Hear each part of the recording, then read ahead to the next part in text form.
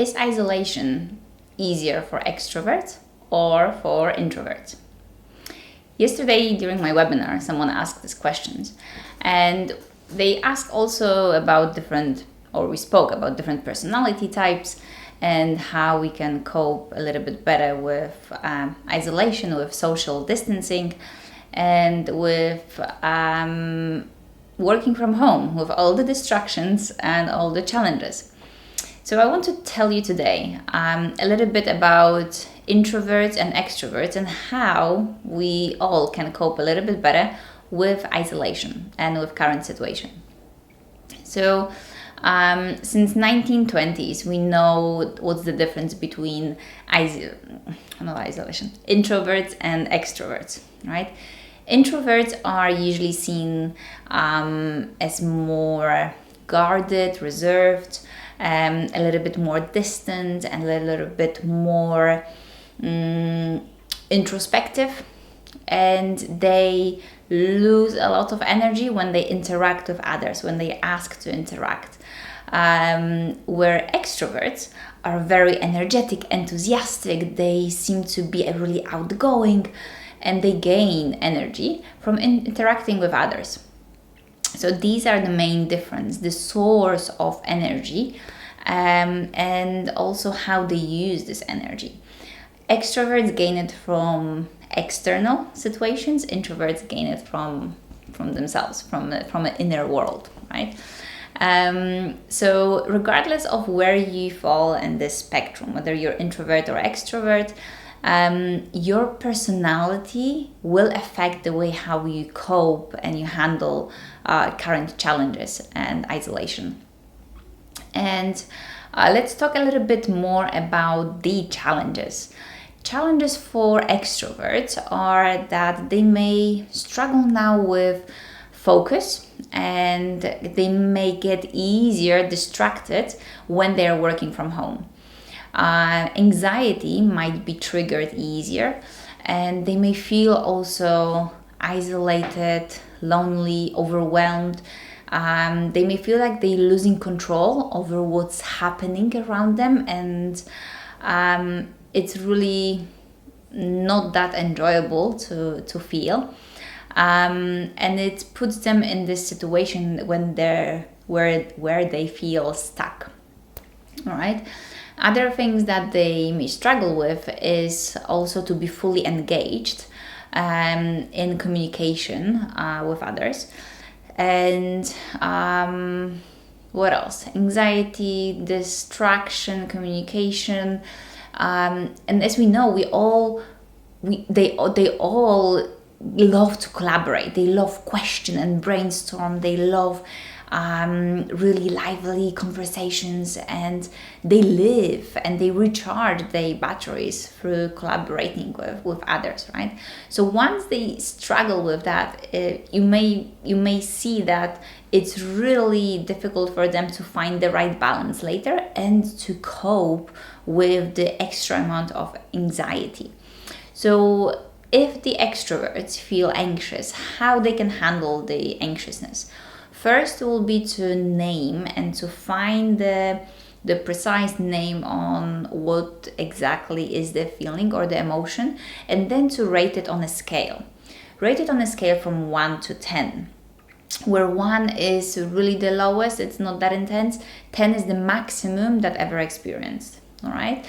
When we do that, when we try to label and rate the emotion and the feeling we have, we create a little bit more distance between the emotion and the emotion and ourselves, and it helped us to activate more precise and needed inner resources to cope a little bit better. All right, so this is when we talk about anxiety. When it comes to being fully engaged in the conversations, one and the only tip and the most important and most effective tip I can give you is to use video all the time. Use video conferences always, all right? This doesn't matter if it's business, if it's personal life. When you use video communicating with others, whether this is FaceTime, Zoom, WhatsApp, Facebook, whatever platform it is. Use video, because then you're engaging emotionally a little bit better with the other person, and by their response you also get much more internal motivation to stay there and give more, and you're gaining much more quality from it. The other aspect is also that when you're using video, you're building up the trust. You showing the other person that you care and that you invest the time and focus in that communication, in that conversation, and that you are there with them now. So even if you cannot have the video on all the time, try to start and finish the conversation turning the video on, okay? Video. It's really important, and it makes such a difference. The psychological effect of you being there and expressing emotions, showing this all, it builds such an authenticity and commitment. And especially in business, it helps a lot, and it helps you to actually avoid and clarify much more of misunderstandings and avoid arguments or any conflicts. So invest in a video, okay? Invest in spending time on the video conference with other people. In terms of distraction and in terms of inability to really focus clearly, when extroverts are working from home, they struggle with that because of the lack of face-to-face interactions. And what you can do if you're extrovert is manage the way you use this particular device. I have 3 tips for you what you can do when you want to manage technology related distractions. Usually majority of the distractions we get, it comes from our phone. So what you can do is first go Grayscale. Turn on Grayscale on your phone. When we unlock our phone and we see all the colorful icons on the first screen, our brain gets such a reward that it works like, ooh, nice, party time. So this is what our brain gets. It's almost the same like you showing a bag of candies to a child and saying, ooh, I have a candies, do you want it? Yeah, do you want it? And then the child, what they would do? The child would say, yes, please, give me one. Can I have a next one? Can I have one more? And they will want that and more, right? So it is actually scientifically proven that our brain gets so much reward from seeing all the colorful icons that it's really difficult for us to get our attention out of that and come back to what we wanted to do, okay? And use our phone in the way we wanted to do. So let's say only reply to this one message instead of just quickly checking the email, quickly checking the updates on Facebook and Instagram and something else and BBC News, and then suddenly we're like 22 minutes on a phone without any particular purpose. So remember, it's not only about time, it's not only about how much time you spend on your phone, but it's about the time that will be required to recover your focus, to be as focused as you were at the very beginning when you were taking the phone. All right? So it's not about time on a phone, and it's time about your focus and attention. Another thing, so first thing is turn on the Grayscale. Go on the settings and turn on the Grayscale. So then when you unlock your phone, all the icons will be gray. So there will be no blue Facebook, green WhatsApp, WeChat, and pink Instagram. Everything will be gray.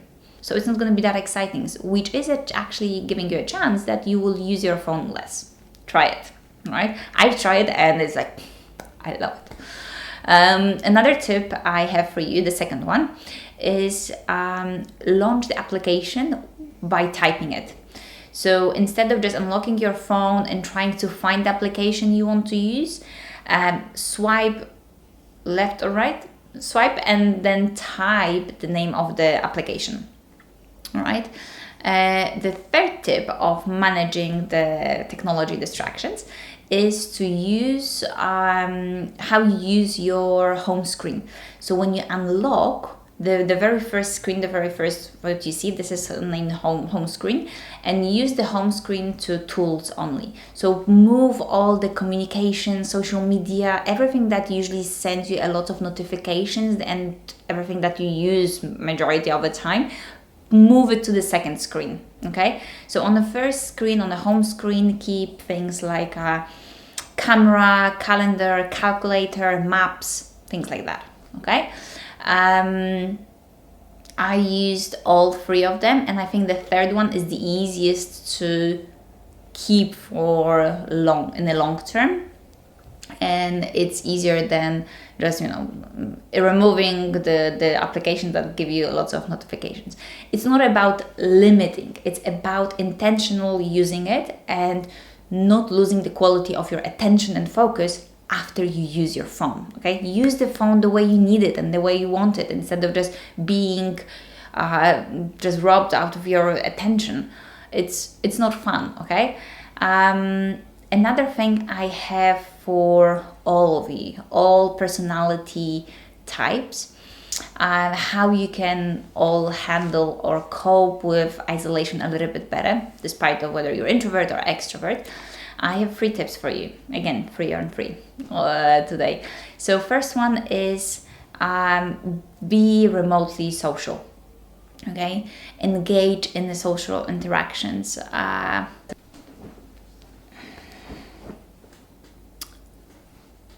Technology. It stopped my video. So what I wanted to say at the very end was that the 3 tips for all personality types, how to handle the isolation a little bit better, are: first one, quickly, be remotely social. Okay, interact with others, interact with them, and use video when you're interacting. Second one is be aware of self-care. So concentrate on what helps you to stay calm, what gives you more peace, what gives you more balance, what is making you feel more relaxed, what do you need, what is challenging and what not. So take care of yourself and be aware of what do you need now. Your needs will be completely different now than they were back in the normal reality that we remember in a daily life. And the third one, reach out to professionals and ask for help if it's needed, because all the services are still there. All the professionals are still there ready to help you. It's only the channel how it is delivered, and it's going to be online. But if you struggle with something, reach out to professionals. Okay, I hope it was helpful and thought-provoking, and see you in the next video.